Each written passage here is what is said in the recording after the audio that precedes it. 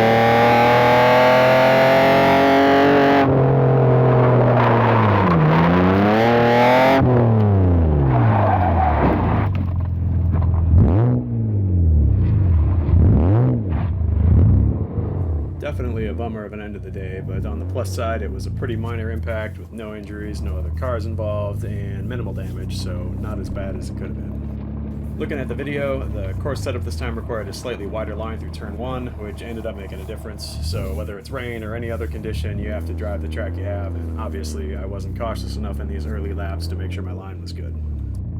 So we're going to have to put this one down to driver error. Well, like I said, the damage appears to be pretty minimal. I'm going to need a fender, headlight, bumper cover, but there doesn't appear to be any suspension damage or frame damage, so looking forward to getting that repaired and back on the track for the next event. If you have any questions or comments, you can leave them down below, and thanks for watching.